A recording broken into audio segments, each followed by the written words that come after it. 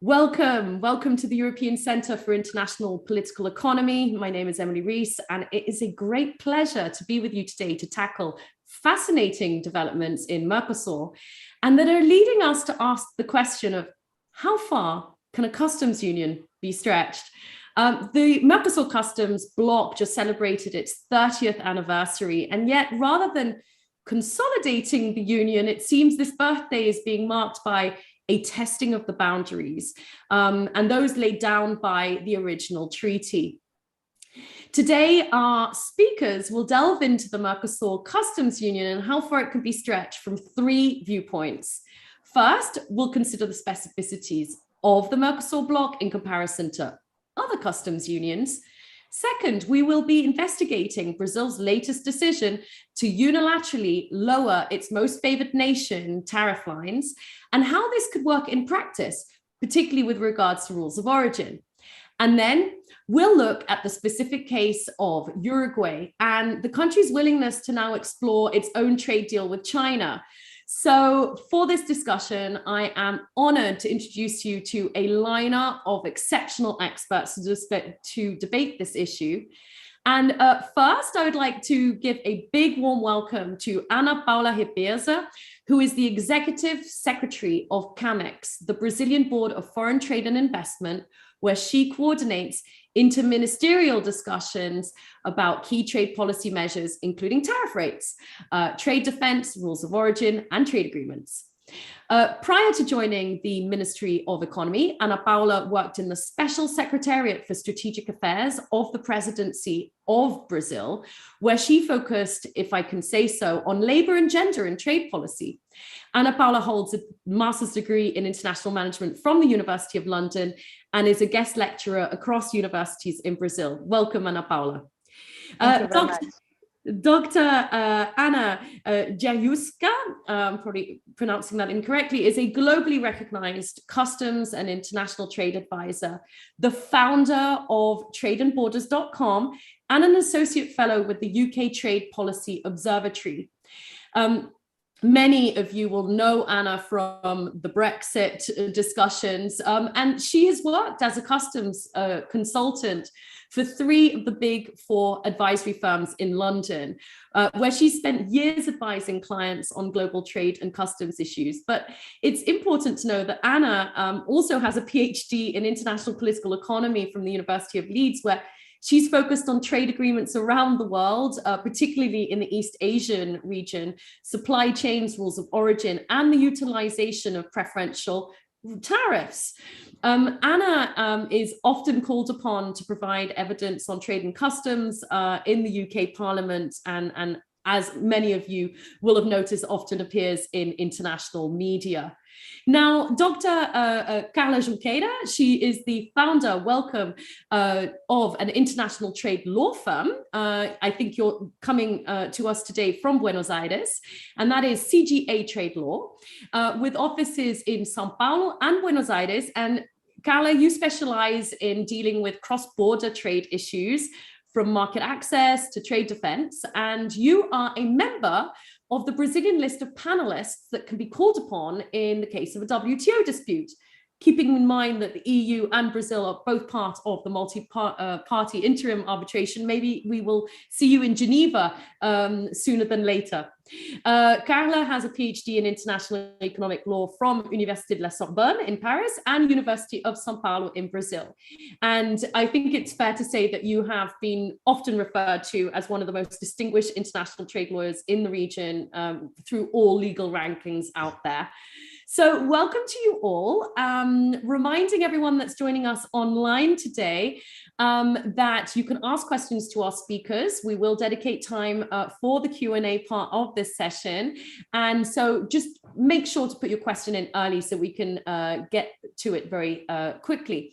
First, I would like to turn to the Customs Union of Mercosur. And when it was created 30 years ago with the Treaty of Asuncion, there were a number of exceptions that were foreseen, right? So each country was allowed to pick hundreds of tariffs they could keep under the common external tariff, but then that these exceptions could be reduced over time.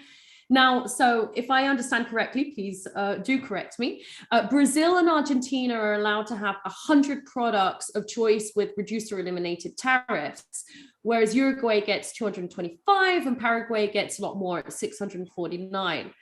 So to kick off, considering that many of these lines are based, many people that are joining us for this discussion are used to a customs union that functions a bit more like a single market, like the European Union. I think it'd be really interesting to understand better how the Mercosur Customs Union functions. And to that, I'd like to first kick off by asking Carla. I mean, Mercosur seems incredibly complex for anyone that's sitting like me in Brussels. And each country gets this cheat list, right, of tariffs that they're allowed to reduce unilaterally. Why was this exemption created from the start, and why is it proving quite impossible to break out of it? Thank you, Emily, for a question. Hello, everyone. Good afternoon, good morning. First, I'd like to thank the organizers, particularly you, Emily, for the invitation. It's a great honor to discuss what we can call the future of Mercosur with such admirable trade experts. So why the exceptions were created? Let me answer perhaps with a question. Would the formation of Mercosur have been prevented if the exceptions were not allowed? Let's remember that WTO GATT, Article 24, authorizes a customs union members to adopt measures that would otherwise be contrary to the WTO obligations, provided such measures do not raise trade barriers to non-parties. So the Mercosur members have always argued during the past 30 years that the exceptions never raised the members' level of protection in relation to their country, but rather relaxed the trade restrictions for Mercosur partners, and therefore could be justified as part of a kind of interim arrangement within the meaning of Article 24, WTO GATT Article 24, paragraph 5. But however, what we should ask ourselves is, such an interim arrangement must lead to the formation of a customs union within a reasonable length of time. And the general understanding on the interpretation of Article 24 provide that this reasonable period of time should not exceed 10 years. So the question is whether Mercosur still meets the condition under Article 24. Is it still a customs union whose members have liberalized substantially all trade among themselves? Did the members substantially harmonize duty and trade regulations? We were discussing rules of origin, right? Trade regulations for non-parties. I mean, the fact that the WTO Committee on Regional Trade Agreements and the Committee on Trade and Development did not reach the conclusion that Mercosur is in compliance with Article 24 does not suggest that Mercosur is inconsistent with Article 24. In particular, because members at the WTO, the measures are presumed, the exceptions are presumed to be WTO consistent until sufficient evidence is presented to prove otherwise. Your question, to finish, why it has been impossible to break out? I will defer to Ana to speak for Brazil, but as far as Argentina is concerned, certainly the trade deficit balance explains the need to avoid an outflow of dollars in foreign exchange, and you can discuss it later in details. Fantastic. So, I mean, Article 24 really is at the key here. I must say I wasn't expecting that as the turn. Ana, turning to you, I mean, you've worked with several customs unions around the world, and I'd just like to turn to you now, listening to what we've just heard from Carla. What are the basic premises of a customs union, and have you ever come across anything quite as complex as Mercosur? I mean, what administrative burden would these exceptions create for companies trading with and within Mercosur? Thank you very much, Emily, for your question. Good morning, good afternoon, everyone. It's a pleasure to be here. I mean, speaking about customs unions, we have about just shy of 20 customs unions, depending how you count, across the world, and they're all in a way unique. You could say they're all imperfect. In fact, we could say that the EU's customs union is the only perfect customs union, but that's not necessarily true because it's facilitated by the single market. So it's in a way kind of connected to the single market, which makes it much easier to implement a perfect or pure customs union. All the other customs unions have their unique features. Many of them are called customs union or even a common market, when in reality they operate like a free trade agreement. And Mercosur is an interesting one, and it's definitely a unique one. And the interesting part is what Carla mentioned, this transition, the fact that it started more like a free trade agreement and it was supposed to transition into a customs union. However, despite the 30 years, the transition has not necessarily been successful or completed as of today. Carla mentioned the infamous Article 24, which we all know from various discussions around free trade agreements and what it means to liberalize substantially all trade. And the same definition actually applies to customs union. So the infamous now Article 24 mentions that customs union is a single customs territory substituted by more than one country within that customs territory. And there are two main conditions to operate as a customs union. So the first one is this duties and restrictions, other restrictions for internal trade in respect to substantially all trade should be removed. And here already we see that substantially all trade, well, as many of you will know, there's no clear definition of what substantially all trade means, but it's very clear that it means not all trade. So there are some exceptions. So that definition already introduces scope for exceptions, which we see in Mercosur. The other part of that point is that it can also, as an alternative, liberalize trade for substantially all goods, or liberalize trade on substantially all trade for goods originating within the customs union. So it doesn't have to be all goods, it can be just goods originating in the customs union. And that part of the definition already introduces the question of whether a customs union can have rules of origin. And by that definition, yes, it can, because it can differentiate between goods that originate within a customs union and goods that do not originate in a customs union. Now, the second part of that definition of customs unions within the Article 24 is that it has the common external tariff. However, even that isn't bulletproof, because there is an element of Article 24 that talks about how, in a situation where the external tariff isn't perfect and isn't unified, how the reallocation of revenue can take place. So we can see by the definition that a customs union is not just one thing. There's scope for flexibility, there's scope for exemptions. However, there's one kind of rule that's less related to the definition of customs union, but more to how customs actually works in practice and how it all works on the ground. And that is, the more harmonization and unification and simplification within the customs union, the less need for customs formalities on the border internally. Customs unions don't eliminate border checks and border formalities, but if the more customs union is complete, the less paperwork is required on the border. In this particular case, given the exceptions, given all the difficulties and all the kind of red tape and special regimes, we do have quite a lot of internal paperwork and internal red tape when it comes to moving goods between the member states, which I'm sure we'll explore a bit more in further questions. Thank you, Anna. So very clear that a customs union does not eliminate border requirements. I think that really rings very, very strongly here. Now, I know there's been a lot of questions about what's happened this month in the customs union of Mercosur, and particularly the big announcement that was made on the 5th of November when Brazil announced that it would be unilaterally lowering its tariff by 10% over 87% of its tariff lines now. Perhaps that's substantially all trade.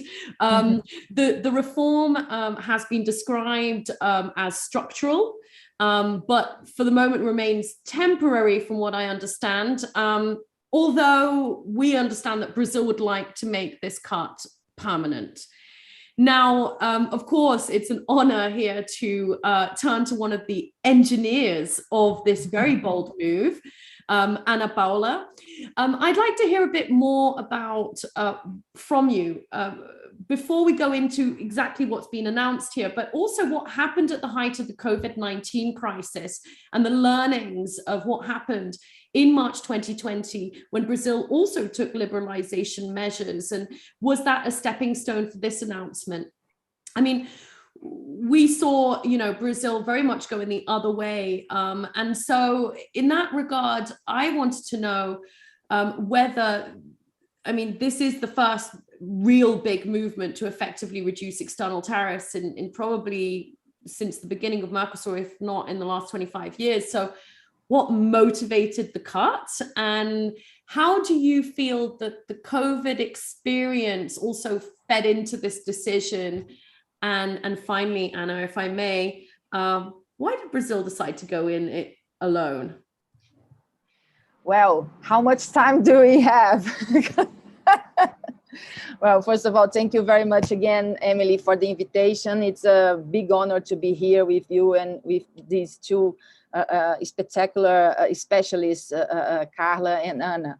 Well, I'll try to summarize, but the key point is that we are facing two very relevant movements happening at the same time. The first one is that when this administration took place in early 2019, it was very clear to all people inside and outside Brazil that one of the main drivers of this government would be trade liberalization. This was one of the milestones of the presidential run in 2018, and when Minister Paulo Guedes took place in January 2019, this was stated in his very first speech when he was taking the position of the Minister of Economy here in Brazil.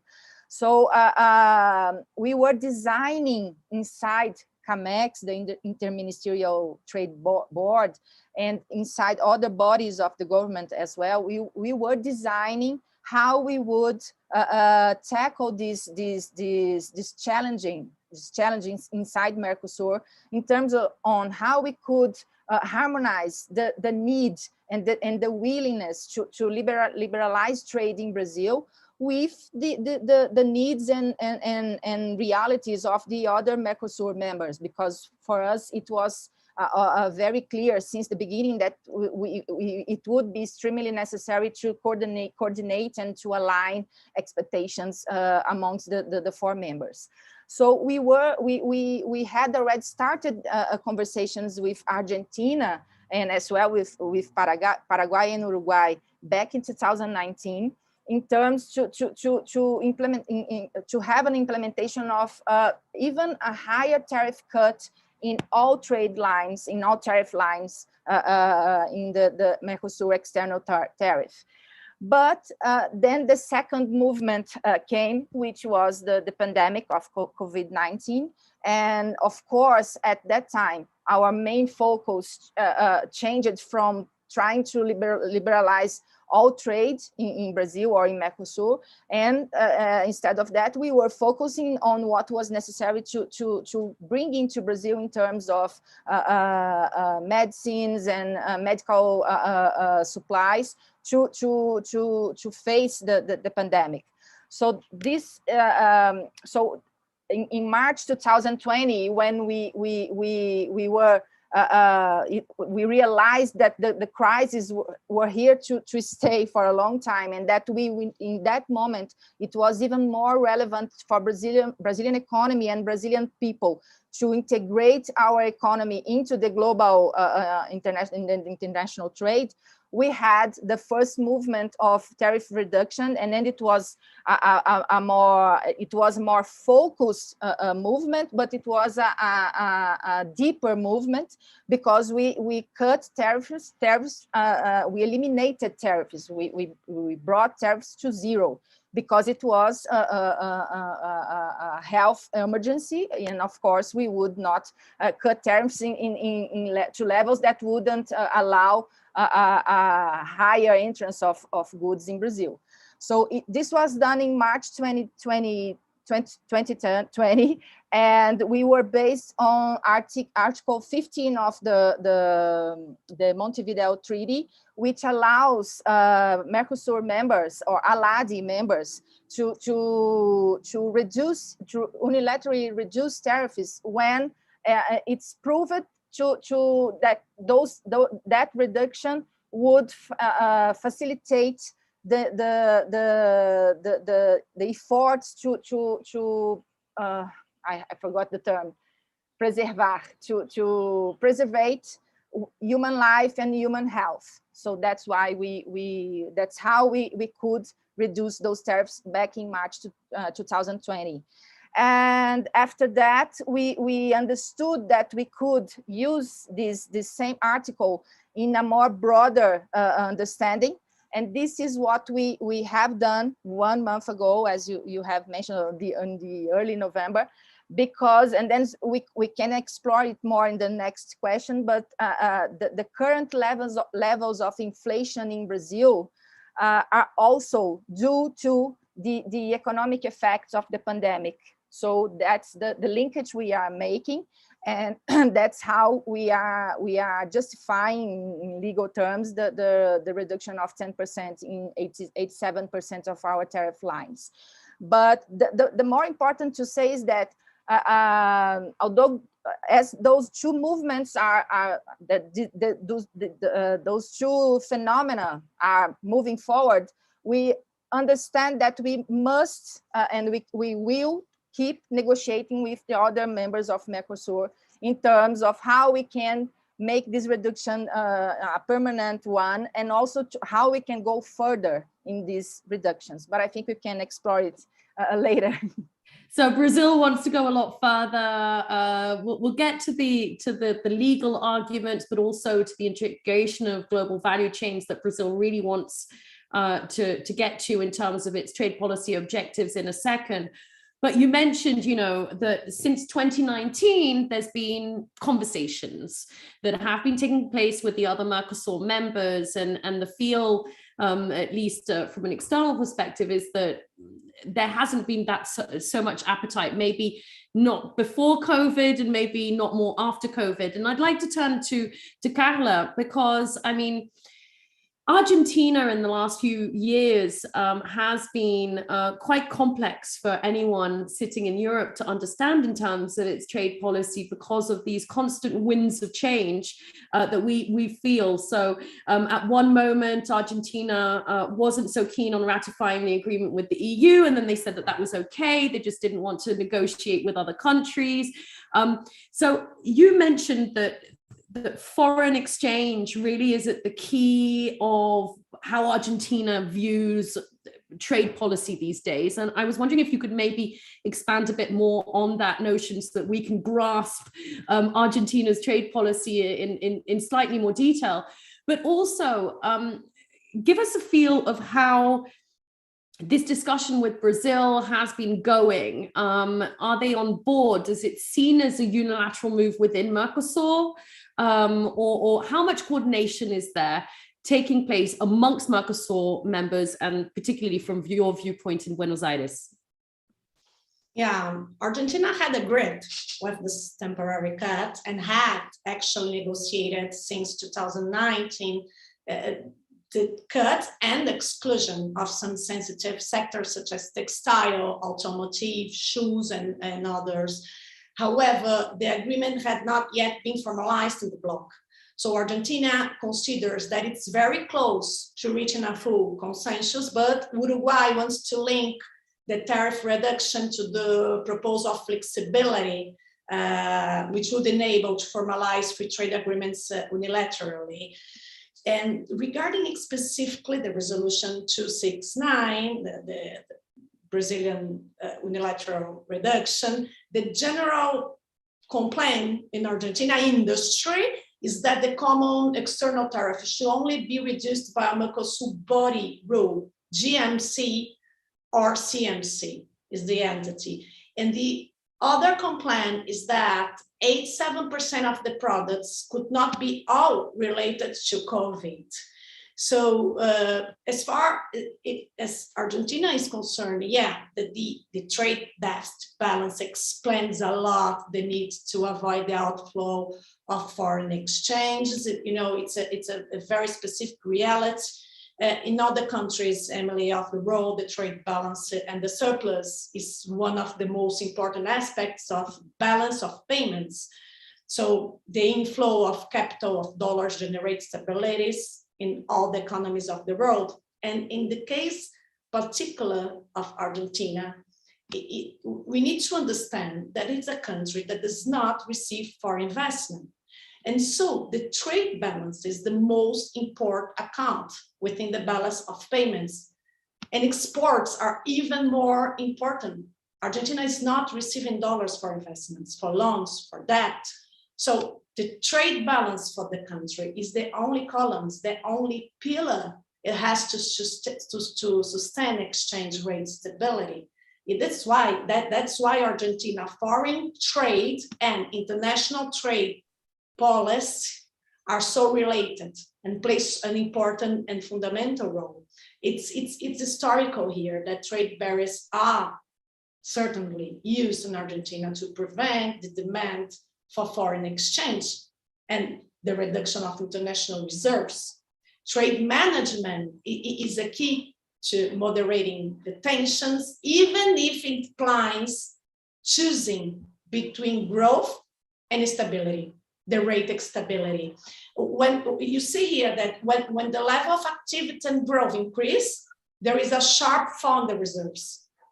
Meanwhile, when the focus of the government is on exchange rate stability, the reserves increase, but the economy falls into recession.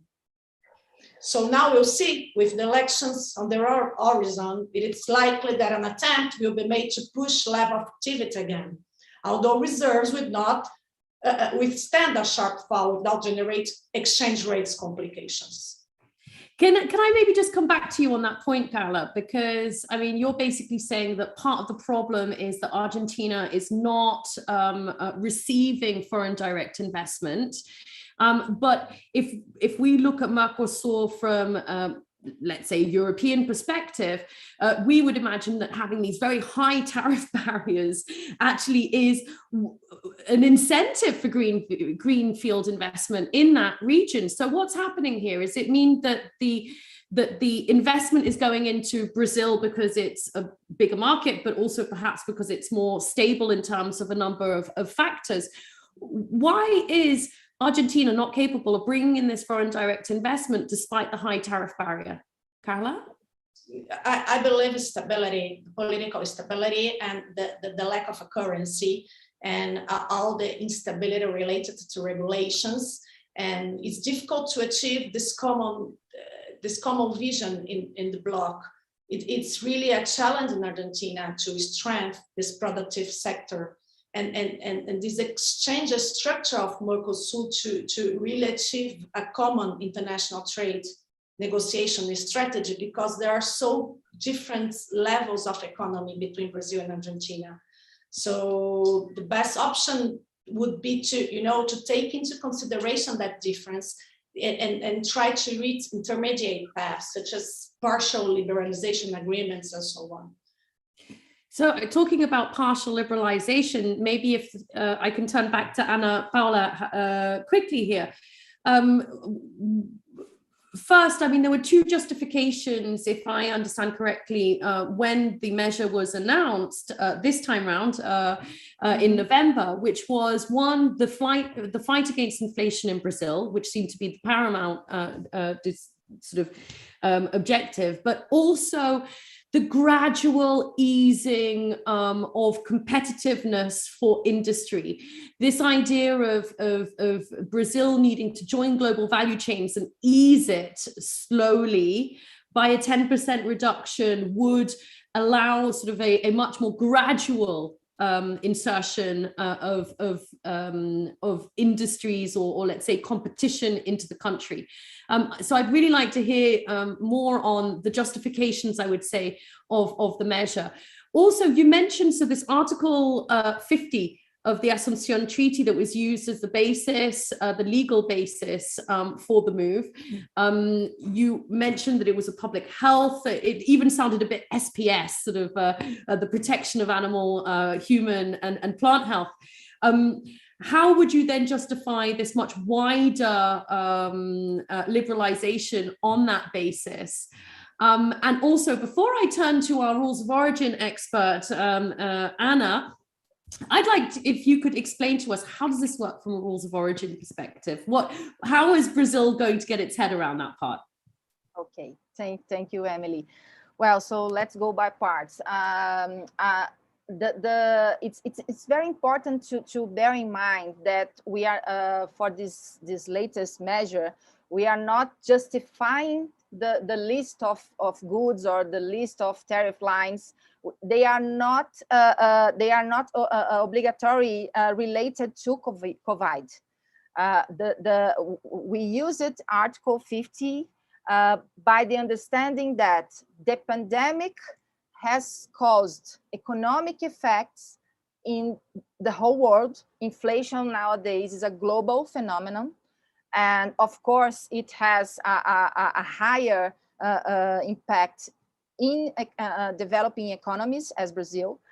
And the disruption of supply chains that the pandemic has brought inside of it, meaning the economic impacts of the pandemic, has led Brazilian citizens, Brazilian people, to have their purchasing power lowered once we have such high rates of inflation. So the linkage with Article 15 is that the pandemic has led to high inflation rates all over the world. And because of those high inflation rates, and especially in Brazil, we are lowering tariffs all over.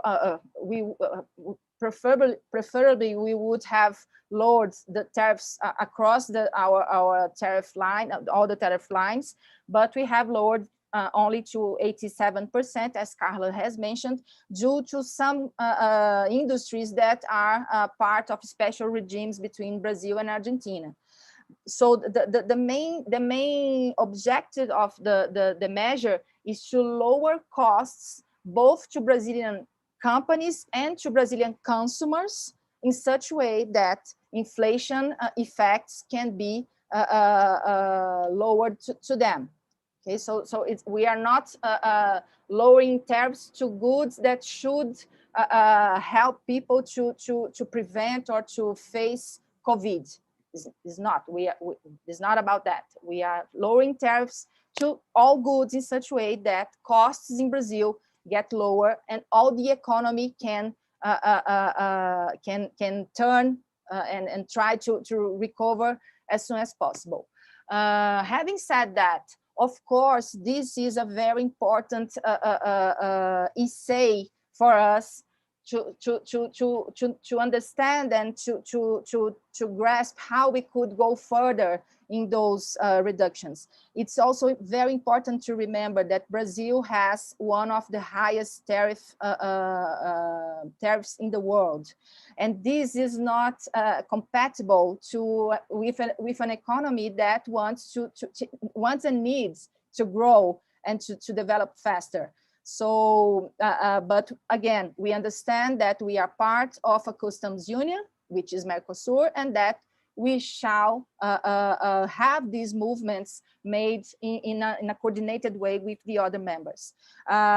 What we know so far, both because of these conversations that we had begun in 2019 with Argentina, and also because of the conversations that we have had right now in such a way we could put this measure in place is that there is, yes, there is space for Mercosur to go further in those reductions.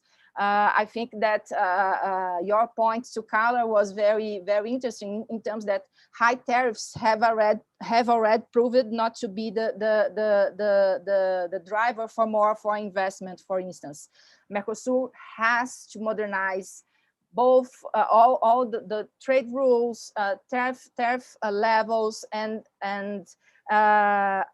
what the understanding that we are reaching is that we have a design of customs union that was okay for 30 years ago, but in this time lapse, the international conditions have changed dramatically, and now we should go further and discuss how we can improve our coordination in such a way we can be more integrated to the global economy. And just to finish the question about rules of origins, as Anna mentioned very, very, very precisely, we are a unique type of customs union, and we have rules of origin between Brazil and Argentina, Brazil and Paraguay, Paraguay and Uruguay. So when I import something, not necessarily this could be sold to Argentina, for instance, without proving what's the origin of that goods in a very quick way, because I know I have read. Fantastic. I mean, absolutely fantastic, Ana Paula. I mean, it's really interesting, as you say, how this is being seen as a relaunch measure, but it's a relaunch measure without a budget, effectively. It's really interesting in that regard. Maybe, as you say, it's being tested, and maybe it will create incentives in other parts of the world. Anna, I'd like to turn to you in just that last point that Ana Paula just brought up, which is, okay, actually there are rules of origin across every trading within this customs union. What would this decision of Brazil, I mean, from what I understand, the rules of origin today, I mean, shouldn't be that complex, because the exemption list that we were mentioning earlier is mostly products that are going to be used domestically, so they're not crossing borders, but that's why each country gets their exemptions. This here, however, changes the situation a bit, because if Brazil is the only country to lower its external tariffs on 87% of its lines, surely that will create a bit more tension in terms of the documentation and administrative requirements. And I'd like to push that question further, if you'll allow me. The EU and Mercosur have signed a trade deal. So, I mean, should that come to be ratified, what would happen in that case? I mean, obviously they would, there are quotas, but the effective idea is that it eliminates all tariffs. It all just seems like a big spaghetti bowl of rules of origin. So I'd really like to hear you about that. Thank you, Emily. Yes, indeed, spaghetti bowl of rules of origin. This is where Mercosur is really interesting as a region, as an agreement. Of course, with this proposal, any exception to the common external tariff does not really support the goal of completing a transition to a full customs union. That's obvious. But equally, as Carla and Anna mentioned, and you as well, Emily, this is not the only exception. So it's not like this is the first exception to the full customs union that would be in place. It's already about revenue allocation within a customs union. So how do you prevent a situation where one of the countries with a lower common external tariff or lower tariff is a backdoor to the common market? And this is where rules of origin come into play. And this is why we already have rules of origin for the exceptions. The rules of origin, to be honest, are not uncommon in customs unions. We don't normally think of rules of origin in customs unions, but in reality, they are used in quite a few customs unions for various purposes. Now, with this one, the interesting thing is that when, and I welcome Carla's and Anna's comments on this, given their extensive experience in the region, but when the transition from more of an FTA agreement to a customs union began, rules of origin within Mercosur were applied to all trade and all products traded as a temporary measure. Now, the plan was to transition out of that and have rules of origin only apply to products that are under exception or in situations where trade policy measures are not harmonized. So, for example, when you have anti-dumping duties applied by one of the countries and not the rest. So that was the purpose, that was supposed to be the purpose of rules of origin. However, the current situation is that given perhaps the best way to say, or to call it, would be lack of transparency, or given the lack of centralized rules or clear rules, in practice, rules of origin generally apply within Mercosur to trade in intra-regional trade. It is quite difficult to find information on it. It's quite difficult for companies trading to find information on it. And in general, coming back to rules of origin kind of in a broader sense, lack of information, lack of guidance is one of the most common reasons why companies don't use preferential tariffs. It's not necessarily that they can't meet that rule of origin, it's just it's often difficult to find information and understand what the conditions are. And that's very, very much the case with Mercosur. So in practice, we already have rules of origin applied to pretty much all goods traded, which means that this proposal would be a step in that direction, meaning that rules of origin would be applied, will continue to apply, will be reinforced and implemented even in a broader perspective. What that means for traders is quite interesting, because on one hand, yes, that's more bureaucracy and more paperwork, even though we already have that bureaucracy and paperwork, but you can usually operate quite a complex regime if you do it in the right way. So there's a lot to be done here despite rules of origin, such as transparency, guidance, support for traders. The proposal by itself doesn't necessarily have to mean a situation where it's more difficult to trade within the region internally. It's more around how do you implement it. So by itself, since we already have rules of origin, that proposal is not difficult to implement and doesn't necessarily need to mean more complexity and more difficulty. Now, when it comes to Mercosur EU trade agreement, as you put it, should it ever be ratified and implemented, that again is a complex situation. However, it is still in a way a trade agreement between two trading blocs. There's several countries involved, but in principle, that again, it doesn't have to lead to additional complexity. It's all really about how you implement it and how you provide that crucial guidance. Where do companies go to find rules of origin that apply to their products traded between their country and the target export country? So just by the fact that we have rules of origin, that doesn't necessarily need to mean that it's complicated. What makes it complicated is lack of transparency and lack of guidance. So a very clear call there. If I may turn to you, Ana Paula, because what are we going to do to create these transparency platforms for businesses to take also advantage of what's being offered here? And I think that segues quite well into what I wanted to ask you next, which is we keep on hearing about Brazil's willingness to join global value chains, the willingness to negotiate new free trade agreements, to insert itself into the global economy. Also through its accession to the OECD. The OECD has also been quite, I think, it's been an organization in which Brazil's engagement has also been trying to push this transparency element that Ana mentions.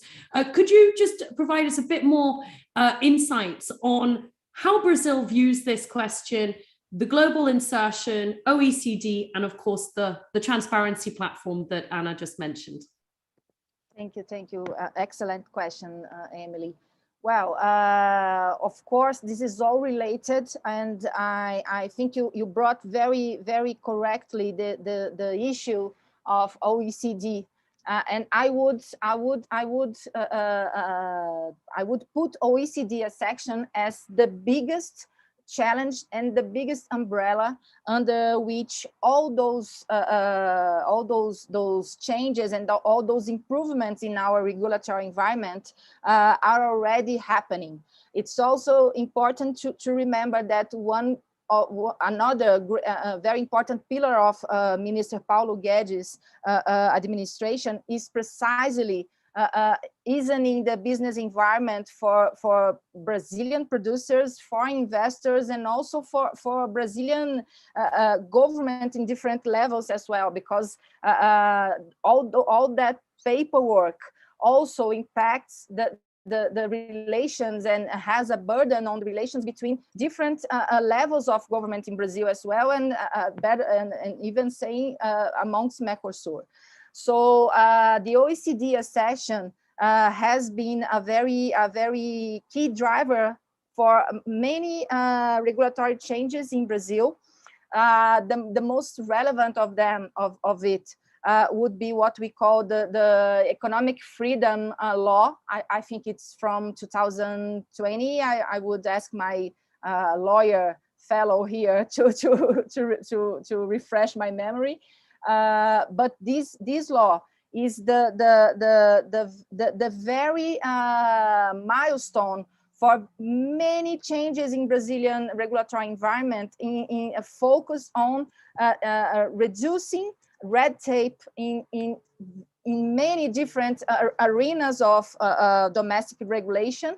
And what we are seeing now is how what we are facing now is how we can converge and harmonize this facilitation, these efforts to facilitate business environment in Brazil with the international commitments that we are, in the case of Europe, the Mercosur European Union FTA is a commitment that is already made, and how we can improve and increase the speed on how we are having these regulatory improvements here in Brazil, and how these improvements are, how do they converge with the commitments that we should have and we will have from international trade agreements such as Mercosur and European Union FTA.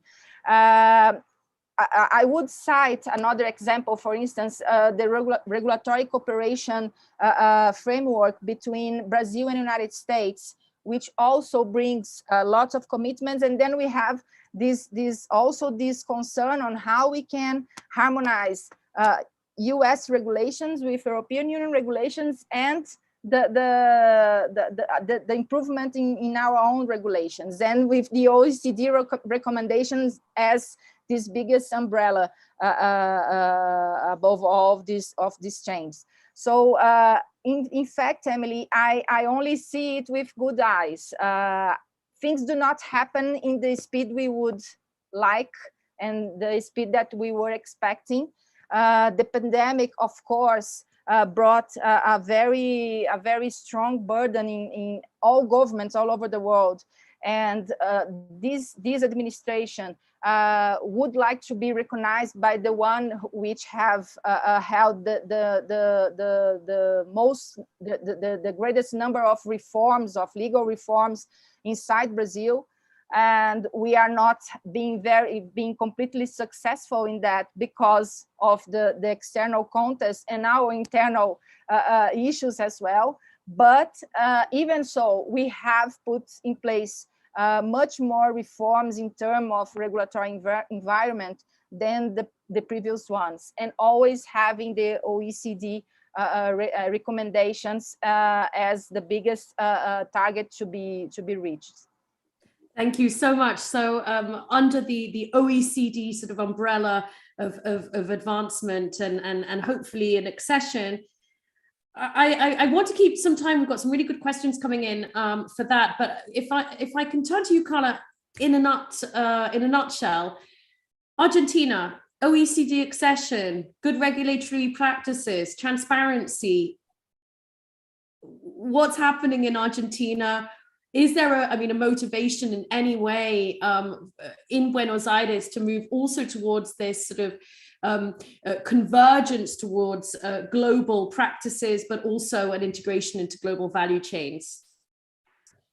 Well, we just had the midterm elections, and a new party may probably assume, and this is a kind of hope for everyone that we might focus now on growth instead of only rate stability. And so let's see what's going to happen in 2 years, and everyone is hoping for that. But again, when you speak about Argentina, you have to bear in mind that international trade here is intimated, linked to trade balance and balance of payment.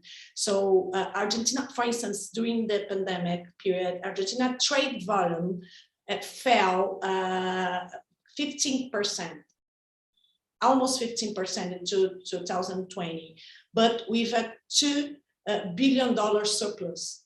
There was no trade deficit. So everyone was happy because we had stability of the exchange rate. So when you think that there is this historical volatility of the currency, and it's play a major role when we speak about international trade, it's not only international trade we're speaking about. So what we can see that to restrain the industry and the productive sector and keeping the balance of the exchange rates, the whole structure of exchange with Mercosur should be reviewed.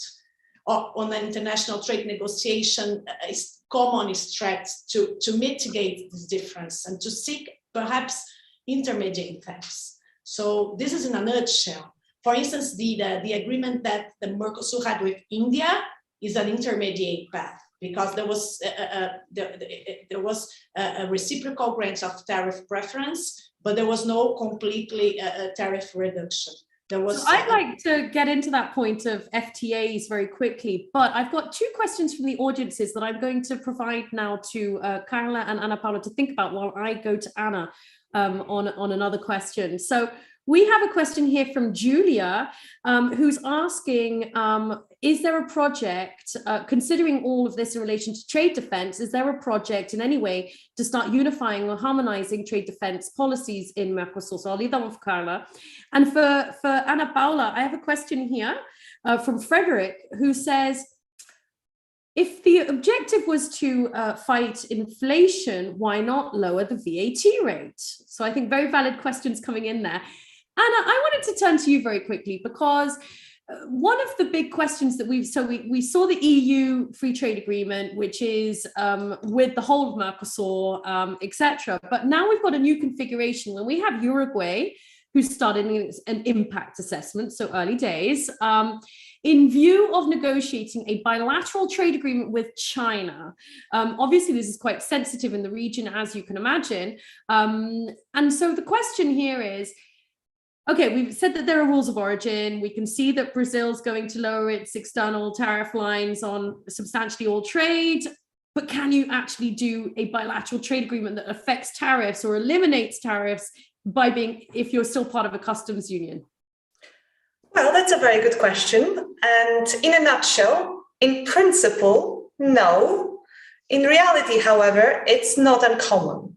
So we've seen examples of it. It's obviously not the way customs unions were designed. That was not the point. But in practice, we do see that for various reasons. We obviously have the EU's customs union with Turkey. That's a very interesting asymmetric agreement. But we've also had a very interesting example recently with the East African community, which operates as a customs union, although again, it's a very, very unique and interesting customs union. And Kenya's decision to sign a trade agreement with the UK. As a result of changes that occurred. So that's a very similar situation where we have a customs union and one of the members is now subject to different arrangements under free trade agreement with a third party country. Yet again, it's all how you manage it and it's all how you implement it. It doesn't necessarily have to be as difficult as it sounds. It's a difficult process to get your head around, but if you implement it right and if you provide the right information to traders, it can work in practice. So if I could turn to Anna very quickly on why not a VAT rate, but also we have a question here coming from Iana who wants to play devil's advocate with you. And she wants to know whether the Brazilian move could become permanent without the others following, and if that would lead in any case to a breakup of Mercosur. Is breakup actually something that's possible, Or are we going to do more sort of a muddling through scenario as Anna just described in the case of Kenya? Thank you very much. Again, excellent questions. I will answer from back to forward, from the end to the beginning. Yeah, so breaking up is not an option, is not something that Brazil would like. But Brazil is very firm on the fact that we must modernize Mercosur, not only in terms of tariffs, but in the whole concept of the bloc and trade rules and everything that comes together with it. No, I don't think it's possible, or better saying, it's not possible to have this tariff reduction, this unilateral tariff reduction permanent without the other members coming in. We have used an article of Assumption Treaty that allows us to have this type of measure in emergency cases, which is the case. And I hope that we are not living on a constant emergency, so we would not be using this article very further. But again, I strongly believe that there is room for negotiation between the members, amongst the members, for us to have our tariffs more. And it's also important to remember, it's important to pursue tariff reduction and also to lower tariff dispersion. Because when we are talking about all those special regimes, all the 100 lines that Brazil is allowed to reduce and the 600 lines that Paraguay is allowed to reduce, this increases tariff dispersion, and this is not good. This brings more complexity for the traders to understand how to trade with this bloc and within the bloc. So this is also something that we would like to improve in terms of having. So the tariff dispersion means that Anna needs to provide a lot more input into clients in terms of how to deal with the customs union. Very quickly, Anna, before I turn to Carla for the last question, because we're going to be nearly on time here. So the VAT. The VAT question, please. VAT, yeah. This is something that is not outside the table. That is not outside the site of the Ministry of Economy, to for sure. But also, we have to remember that this implies a negotiation that is much harder than reducing the tariffs for a number of tariff lines, because this involves negotiating with both states and municipalities. But it's not off the table in terms of possible solutions for this issue. Fantastic. Thank you so much. Carla, over to you. Trade defense. Is there a project to harmonize? Not that I'm aware of. There is no project to harmonize. I'm not sure if Anna has further information. I'm not aware of a project to harmonize. I know that the trade authorities, they meet themselves on a yearly basis or something to discuss the case and to discuss the criteria. For us that work on a daily basis with trade remedies proceedings, we know there are completely different levels of consideration of information, of what we can use as an evidence of normal value to open an investigation. We are working with two completely different authorities. The Argentina system is bifurcated, so you have an authority for injury, another authority for dumping, and in Brazil is unified, so they're completely different. It's the same, to work with Brazil and the US or Brazil and Argentina. There is not harmonized system at all. Fantastic. So I'm getting so many more questions to Anna on state allocation of revenue. We're getting on common external tariffs, but if you'll allow me, I'm just want to give a 20-second here to all of you. Does Brazil's unilateral measure, does it have any impact on the potential ratification of the agreement with the EU, in your view? Anna? I don't think so. I don't think so. It was me, Anna, or the other one? Both of you. I don't think so. I think the ratification of the agreement is something that is already considered strategic for Brazilian government, and this measure is something punctual related to inflation that, of course, we want to turn permanent, but in my point of view, it has nothing.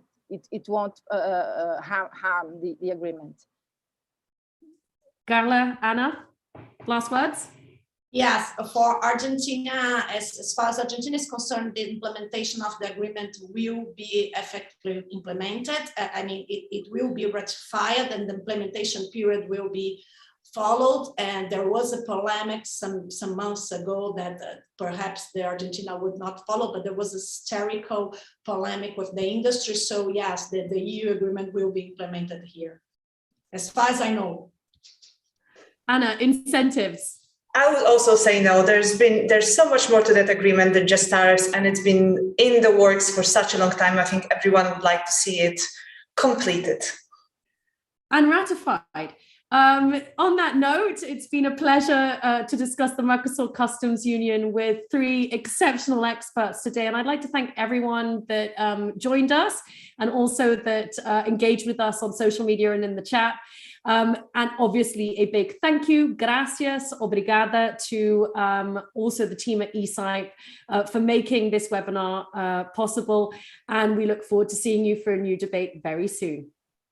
Good afternoon. Thank you. Thank you all. It was a pleasure. Thank you so much.